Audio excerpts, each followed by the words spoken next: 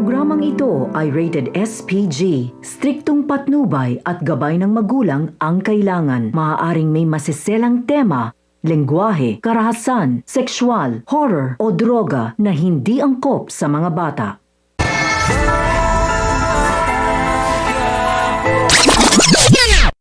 Ang mga dapat nating abangan sa FPJ's Batang Quiapo. Mayabang na sinabi ni Rigor na walang mali sa ginawa niyang pagbaril kay Tanggol dahil may kasalanan ito sa batas at nagbalak pang tumakas. Kung kaya't kung ano ang sinapit ni Ramon dati ay siya ring sinapit ni Tanggol sa kamay ng iisang tao.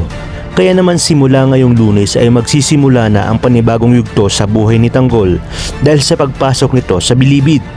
Sa kabilang banda, hindi naman matanggap ni Mokang na siya ang dahilan kung bakit nangyari yung kay Tanggol dahil nagawa umanong magnakaw ni Tanggol dahil sa kanya.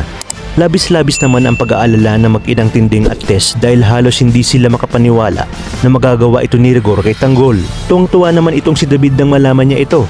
Kaya naman agad niyang tinawagan si Olga at sinabi na nahuli na si Tanggol at siguradong mabubulok na umano ito sa kulungan kung kaya't malayang-malaya na umano siyang magpanggap bilang si Tanggol kay Ramon. Susugurin naman ni Tess si Rigor at itatanong kung paano nito nagawang barilin si Tanggol.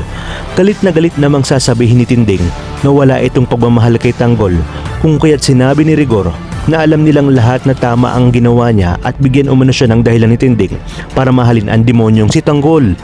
Makikita naman ng mga kaibigan ni Tanggol ang walang malay na si Tanggol habang nakaposas upang dalhin sa ospital at tatadang bala kaya naging emosyonal ang mga ito dahil sa sinapit ng kanilang kaibigan.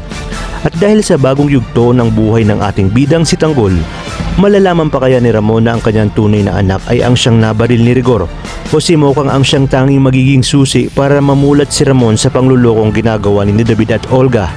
Kaya naman kapamilya, tutok lang dahil marami pa tayong dapat abangan dito lang sa pambansang teleserye ng Sambayanan, ang FPJ's Batang Quiapo.